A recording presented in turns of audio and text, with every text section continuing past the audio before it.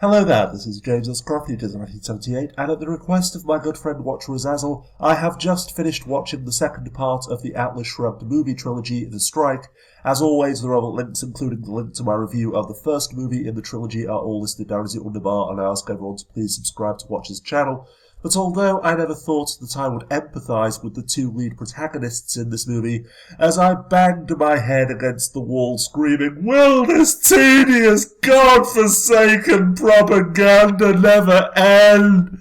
The fact was that in the movie, they were the lesser of three evils. Of course, being objectivist propaganda, the film's main villain is supposed to be the state, the evil government that takes what it wants and taxes the rest, oppresses the people, and seriously, my friends, the portrayal of the American government in this movie is such a cartoonish straw man that it's difficult to even describe it as a joke. As ridiculous as it sounds, this is indeed how most anti-statists perceive the government, an evil, oppressive entity in itself, not the manifestation of the will of the majority. However, as laughable as the portrayal of the government in this cripplingly laborious objectivist wankfest may have been, the two protagonists were actually fighting for something, even if it was against a ludicrous parody, struggling to create and to pull the world out of economic collapse, meaning that the true villains of the trilogy are in fact the best and the brightest, who abandon the world to serve their own selfish interests. Without giving any spoilers, the premise of the trilogy that anyone with half a brain cell can figure out is that when the price of oil peaks and the world economy collapses, the greatest scientists, businessmen, artists, and thinkers all disappear to live in a utopian world like Rapture in the video game BioShock.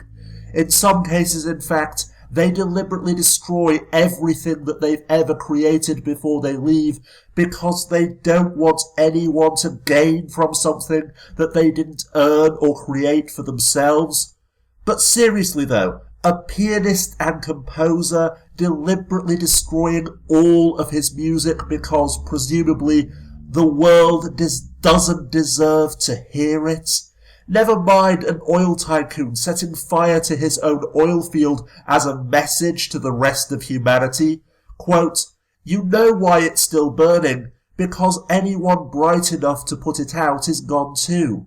It's as if some destroyer is sweeping up everyone who could dig us out of this mess," referring to the fact that all of the best and the brightest are going off to live in Rapture, or whatever they call it in the movies, and allowing the rest of the world to drown in its own blood, which is why I grudgingly respect the protagonists of the second movie for staying, fighting, and doing their best to change the world for the better. In the end, then, this film ironically exposes the true selfishness and evil of the great objectivist vision that it actually twists reality in order to advocate, literally leaving the world to burn when you have the technology and expertise that could help to save it, simply because you feel unappreciated, because you are arrogant, narcissistic, and self-righteous enough to believe that you are too good for the world in which you live, completely failing to comprehend that no man is ever an island, that you didn't become what you are in spite of the world around you. Instead, you owe your very existence to it. And more than that as well, assuming that you are actually one of the best and brightest who is invited to live in their objectivist utopia, not one of the great unwashed who they won't hesitate to sacrifice for their own benefits, what then?